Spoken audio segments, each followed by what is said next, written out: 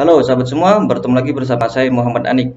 Di video sebelum ini ya, saya sudah menjelaskan tentang bagaimana cara membeli domain dan hosting di Niaga Hoster atau penyedia layanan hosting terbaik di Indonesia ya.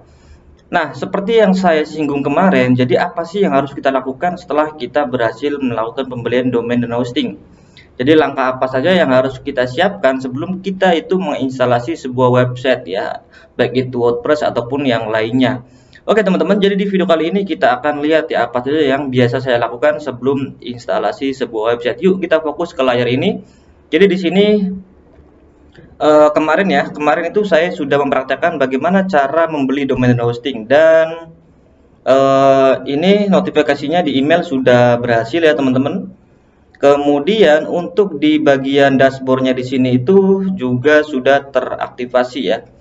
Oke, jadi yang pertama harus kalian lakukan yaitu kalian bisa masuk ke bagian hostingnya teman-teman. Jadi di bagian beranda ya, di sini di beranda. Kemudian kita akan lihat teman-teman, nah di sini ya di hosting atau di domain ya, itu sama aja, di hosting aja, di hosting kita masuk ke bagian kelola hosting teman-teman.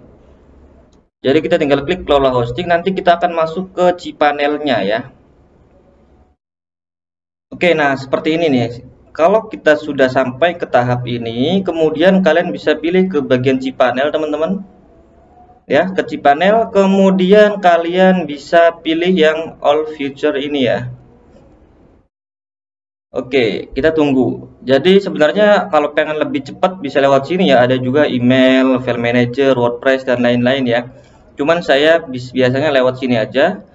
Jadi kalau tampilannya itu seperti ini ya. Ini fitur lengkapnya. Jadi cPanel itu, halaman cPanel itu seperti ini teman-teman.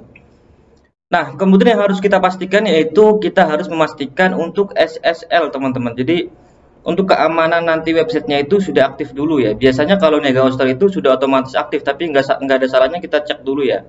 Kita tekan SSL di sini teman-teman ya. Kemudian pilih yang status ini ya. Kita lihat apakah sudah aktif. Nah, ini nih yang paling enak di Niaga Hoster ya. Jadi ini SSL-nya itu sudah valid otomatis teman-teman nih. Ini sudah hijau semua ya. Kalau belum valid itu biasanya di sini warnanya itu merah, dan nggak semua layanan hosting itu langsung seperti ini nih. Makanya langkah yang harus saya lakukan ya, saya cek dulu SSL-nya apakah aktif atau belum gitu ya. Jadi kalau misalkan belum aktif, saya install websitenya, misalkan saya buka seperti ini gitu ya. Ini kalau misalkan SSL-nya nggak aktif, itu di sini nggak bisa pakai HTTPS teman-teman. Jadi harus HTTP seperti ini. Tapi kalau sudah aktif ya, sudah aktif, itu berarti sudah bisa pakai HTTPS dan itu keamanannya lebih terjamin teman-teman. Oke, itu yang pertama, kita cek dulu status SSL-nya ya.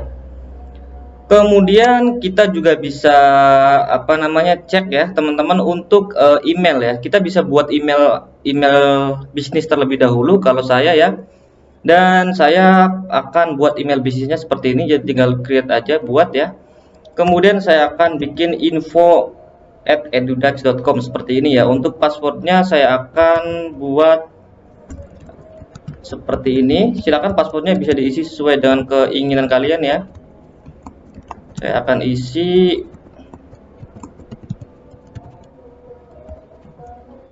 oke seperti ini. Ini tinggal bikin-bikin aja ya. Yang penting passwordnya kalian ingat teman-teman ya. Kemudian create seperti ini. Oke, email sudah selesai. Kita cek emailnya ya. Kita cek emailnya. Karena ini nanti buat ini teman-teman, buat instalasi websitenya ya. Saya akan pakai email ini untuk instalasi ataupun untuk kebutuhan nantinya teman-teman. Oke ya, seperti ini sudah oke lah ya, sudah oke. Saya close saja. Setelah membuat email, kemudian kita juga bisa lihat ya untuk halaman file manajernya ya. Itu di halaman ini teman-teman, di halaman file manager ini kita pastikan di sini masih kosong semua ya teman-teman, karena ini kan nanti untuk file-file website kita atau yang nanti kita install itu akan masuk di bagian public HTML sini ya. Ini masih kosong semua dan ini oke teman-teman ya, ini aman. Oke, kalau kalian nanti file kita akan ada di sini, file instalasinya ya.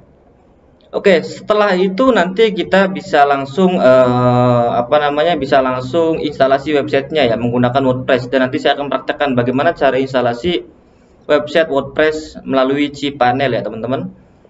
Oke, nah mungkin PR kalian di sini kalau kalian baru pertama kali membuat website dan membuka halaman cPanel ini, mungkin kalian perlu eksplorasi lebih lanjut tentang halaman-halaman di sini ya. Jadi di sini kan ada banyak banget tools nih di halaman cPanel ya. Ada di bagian email aja ada email account, autoresponder, track delivery ya, dan banyak banget ini. Kemudian di files juga ada banyak, database juga ada, domain, matrix, security, software, advanced, preference, apps installer ya. Dan ini tentunya nggak bisa saya jelaskan satu persatu di sini teman-teman. Kalian bisa pelajari ya satu persatu atau bisa browsing, searching lebih lanjut ya tentang fungsi-fungsi ini. Cuman kalau untuk membuat website WordPress itu ya kalian nggak akan kepake semua teman-teman ya, nggak akan kepake semua. Jadi ada poin-poin penting aja yang kita harus pelajari ya, yang perlu kita perhatikan ya. Ya kayak di bagian email di sini, kemudian di file manager, di bagian database. Bagian domain dan hosting ini mungkin kalau untuk pengembangannya ke depan bisa dipelajari ya, cuman untuk sementara tahap awal itu kayaknya nggak ada di sini, nggak ada yang itu. Kemudian untuk matrix juga kita bisa kita pelajari sendiri ya, visitor, kemudian error ya, security juga sama. Jadi untuk sementara ini kalian bisa pelajari dulu satu persatu ya, dan kalau kalian sudah siap ingin membuat website WordPress ya, kalian bisa nanti ikuti tutorial saya setelah video ini. Saya akan tunjukkan bagaimana cara instalasi WordPress ya melalui halaman cPanel ini.